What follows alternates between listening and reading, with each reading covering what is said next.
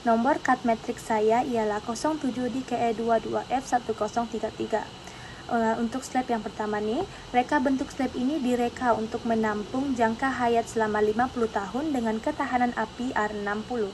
Slab yang saya pilih adalah 3600 mm untuk rentang panjang dan 2500 mm untuk rentang pendek, dan menjadikan ianya adalah two-way slab yang memerlukan ketebalan slab 100 mm. Diameter bar tertulang yang digunakan adalah 12 mm. Diameter bar yang dipilih yaitu 12 mm adalah mencukupi dan memberikan keseimbangan antara kekuatan dan keboleh kerjaan.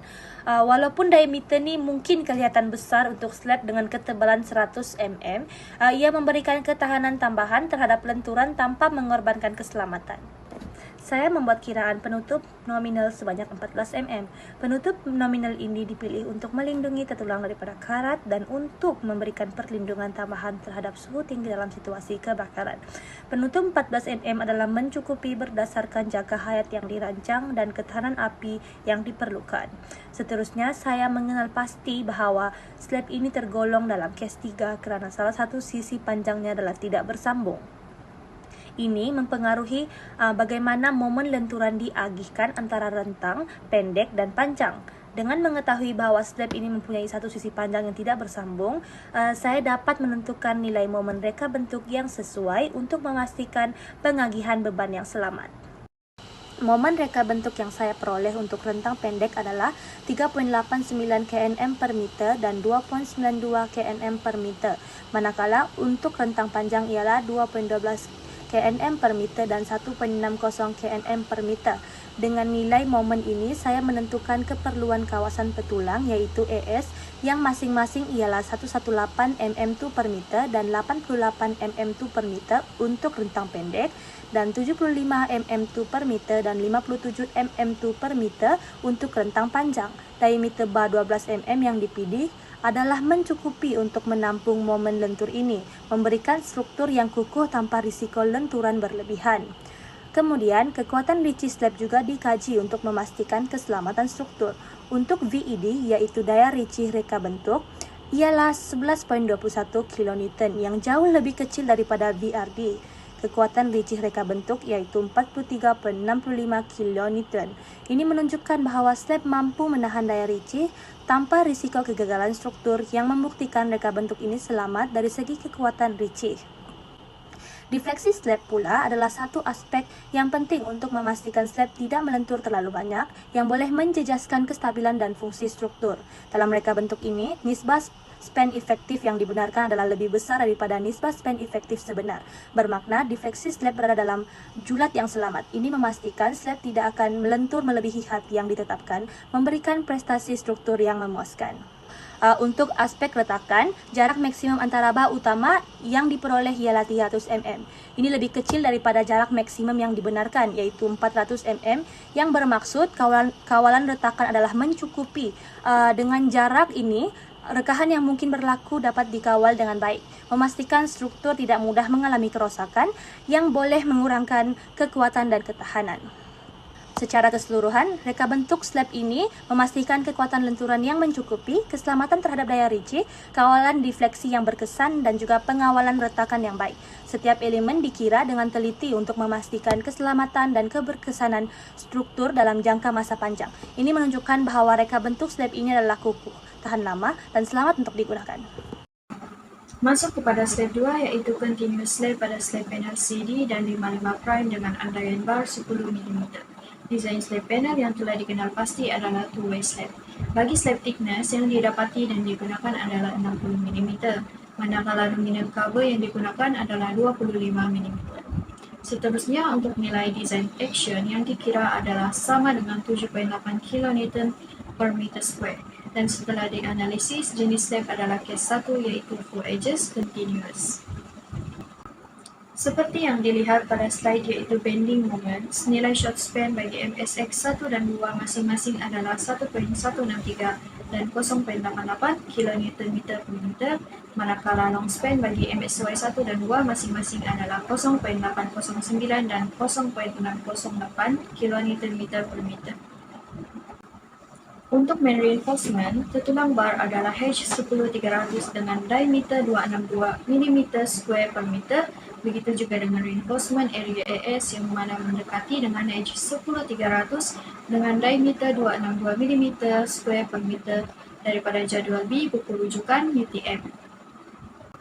Masuk kepada shear yang mana dapatan bagi nilai design shear resistant iaitu 15.32 kN adalah okey kerana lebih besar daripada nilai design shear force. Untuk deflection pula, nilai actual span effective depth iaitu sama dengan 60 adalah tidak okey kerana nilainya yang lebih besar daripada nilai allowable span effective depth ratio. Ini mungkin disebabkan oleh nilai pada modification factor yang tidak sesuai. Yang terakhir adalah cracking yang mana nilai bagi kedua-dua main bar dan secondary bar boleh dikatakan tidak okey kerana mungkin disebabkan oleh nilai bar yang digunakan adalah tidak sesuai.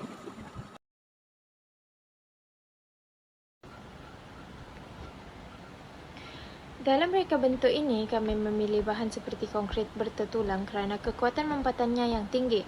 Kami menggunakan pendekatan reka bentuk yang merangkumi pengiraan momen lenturan, tegasan Ricci dan keupayaan lentur untuk memastikan bim mampu menahan beban. Bim B 5 hingga 6 ini direka dengan menggunakan 3 jenis bar besi iaitu bar berdiameter 20 mm untuk kekuatan utama, 16 mm untuk kekuatan tambahan dan link 8 mm sebagai sokongan tegangan. Lebar flange efektif yang diambil ialah 1330 mm kurang daripada height maksimum 2250 mm yang menunjukkan bahawa saiz flange ini sesuai untuk tujuan reka bentuk dan kekuatan struktur.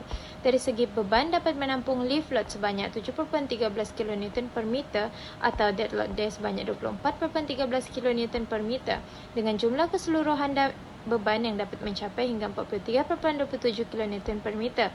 Beban ini menghasilkan daya Ricci maksimum 77.89 kN dan momen lentur sebanyak 70.10 kN per meter yang dikira bagi memastikan kestabilan bim di bawah beban yang dikenakan. Bim ini dapat menampung daya Ricci 77.89 kN dengan jarak maksimum 339 mm menggunakan bar H6 150 dan link minimum H75 di mana rintangan Ricci minimum link ialah 70 kN. Oleh itu tertulang Ricci melintang diperlukan kerana nilai daya Ricci yang dikenakan melebihi 0.27 FCTK dan untuk VED maksimum 3.59 Newton per millimeter square pada sudut 26.5 darjah yang menggunakan cot theta 2.0 serta nilai bagi 4.50 Newton millimeter square pada sudut 45 darjah menggunakan cot theta 1.0. Maka tertulang Ricci melintang dapat mencuba menggunakan H10 pada jarak 988 mm. Manakala kawasan tertulang keluli melintang minimum AS-min adalah 260 mm square per meter menggunakan H10-300, jadi dapat assume dia sebagai 262 mm square per meter untuk kekuatan dan kestabilan yang optimum. Untuk deflection, bim B5 hingga 6 ini peratus keperluan tertulang tegangan ialah 0.004 berbanding nisbah tertulang rujukan 0.005. Kerana nilai P dia lebih besar daripada PO, perlu menggunakan persamaan pertama yang memberikan hasil sebanyak 1.75 lebih besar daripada 1.5, menunjukkan bahawa kawasan tertulang yang disediakan AS-proof adalah lebih besar daripada kawasan yang diperlukan AS-rec. Dengan nilai actual dia sebanyak 7.98 yang kurang daripada allowable dia, kami dapat menyimpulkan bahawa defleksi beam adalah berada dalam keadaan yang baik. Cracking juga berada dalam keadaan yang baik di mana dapat nilai daripada pengiraan limit crack dia menjadikan nilai FS 265 Newton per millimeter square. So maximum allowable spacing bar ialah 51.5 mm lebih kecil daripada 100 mm. Manakala secara keseluruhannya, reka bentuk beam ini memenuhi semua syarat keselamatan dan kestabilan yang diperlukan. Reka bentuk ini tidak hanya mematuhi piawaian kejuruteraan tapi juga mengambil kira keberkesanan kos dan bahan untuk memastikan ia praktikal untuk digunakan. Saya akan membentangkan bim kedua iaitu bim 3CG. So berikut merupakan specification yang digunakan dalam mereka bentuk bim 3CG. So seterusnya ini adalah gambaran bagi desain untuk bim 3CG. Ada nilai untuk effective flange width. So nilai sebenar actual flange width adalah 3000 mm. Dan seterusnya pengiraan untuk span CD dan span EG. So untuk nilai BEFF span CD dan EG adalah 1525 mm, dan untuk span DE nilai BEFF adalah 1390 mm. Seterusnya bahagian loading. Berikut merupakan kiraan untuk menentukan nilai design load. So action ke atas beam 3cg panel CG23. So untuk panel CG23 merupakan two-way slab. So shear coefficientnya ada dua nilai, iaitu 0.45 case 1 dan 0.47 iaitu case kedua. So untuk karakteristik permanent action jika nilainya adalah 19.45 kN per meter, dan untuk nilai QK iaitu variable action QK sama dengan 6.91 kN per meter. So nilai design load WD adalah 36.62 kN per meter. Seterusnya bahagian analisis. So berikut merupakan analisis untuk beam 3cg. Nilai QK adalah lebih kecil daripada nilai GK. So berikut merupakan lakaran bagi moment dan shear distribution load. Ini adalah kiraan main reinforcement, bending moment untuk span CD dan span EG, dan kiraan untuk support D dan support E. Shear reinforcement. So untuk shear reinforcement, nilai VRD max adalah 253 kN dan 368 kN. Untuk support C dan G dengan merujuk nota UTM, spacing yang digunakan adalah 200 mm kuasa 2/6 dan bar bersaiz 6 mm. Seterusnya untuk support B dan C sama juga menggunakan spacing bar 200 mm kuasa 2 per meter dan bar bersaiz 6 mm.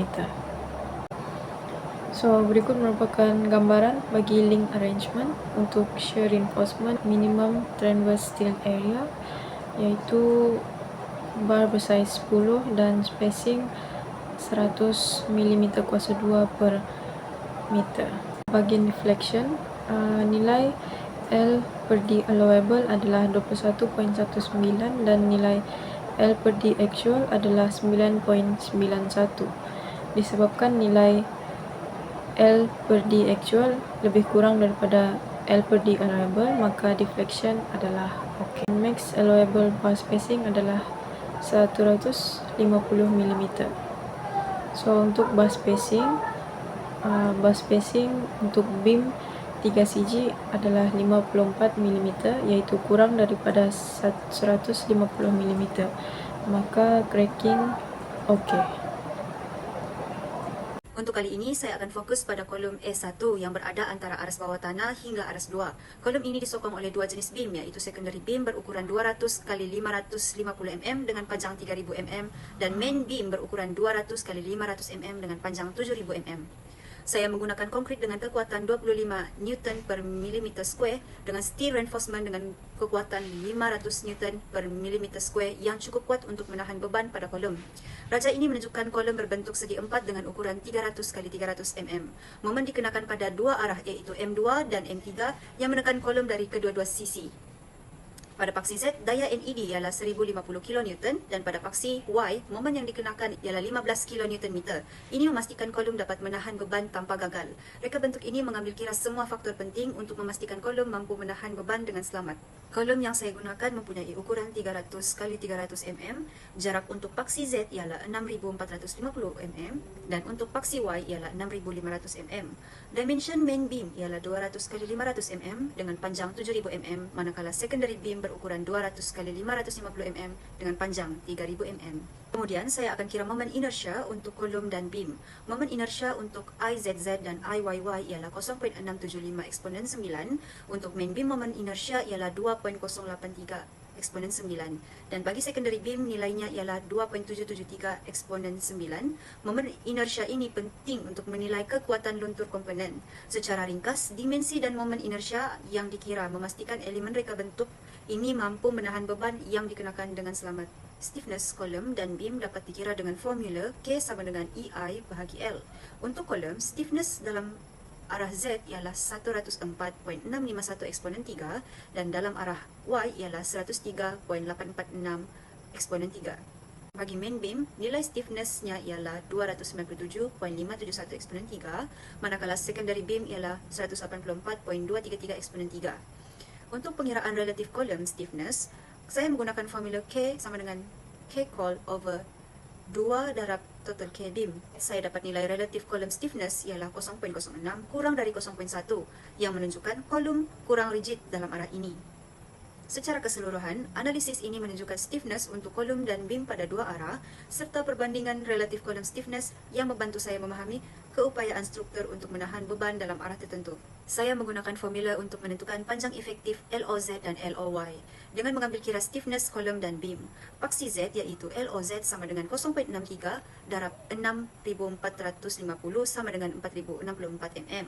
Untuk paksi Y iaitu LOY sama dengan 0.56 darab 6.500 sama dengan 3.640 mm. Untuk radius of gyration iaitu I dikira berdasarkan momen inersia kolom terhadap luas rentas. Paksi Z dan Y, nilai I sama dengan 86.603 mm. Untuk slender ratio, iaitu lambda, diperolehi dengan membahagikan effective length dengan radius gyration.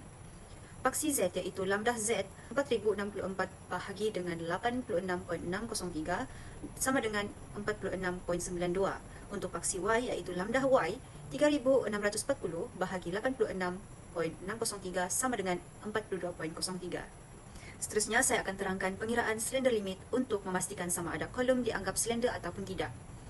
Formula slender limit ialah lambda limit sama dengan 20 darab A, darab B dan darab C bahagi N kuasa 1/2. Dengan nilai-nilai A, B dan C ditentukan berdasarkan bahan support. Pengiraan bagi nilai C, nisbah momen RM digunakan untuk nilai C. Untuk ZRM sama dengan negatif 0.109 dan CZ sama dengan 1.809. Bagi YRM sama dengan negatif 0.667 dan CY sama dengan 2.367. Nilai slender limit menunjukkan kolom adalah slender pada paksi Z dan paksi Y kerana nilai lambda Z dan lambda Y melebihi had yang ditetapkan. Saya menggunakan kaedah ringkas untuk mengira effective length. Effective length iaitu LO ditentukan dengan faktor sokongan yang dikaitkan dengan clear height. Berikut merupakan nilai-nilai yang saya dapati. Pada paksi Z, panjang efektif LOZ sama dengan 0.75 darab 6450 sama dengan 4838 mm. Untuk paksi Y, panjang efektif LOY sama dengan 0.75 darab 6500 sama dengan 4875 mm. Slender ratio iaitu lambda diperoleh dengan membahagikan panjang efektif dengan radius G ratio. Berikut merupakan nilai yang saya dapati. Pada paksi Z, lambda Z 4838 bahagi 86.603 sama dengan 55.9 lebih besar daripada lambda limit. Paksi Y iaitu sama dengan lambda Y 4875 bahagi 86.603 sama dengan 56.3 lebih besar dari lambda limit. Kesimpulannya, kolom adalah slender pada kedua-dua paksi Z dan Y kerana nilai lambda melebihi had slender iaitu lambda limit.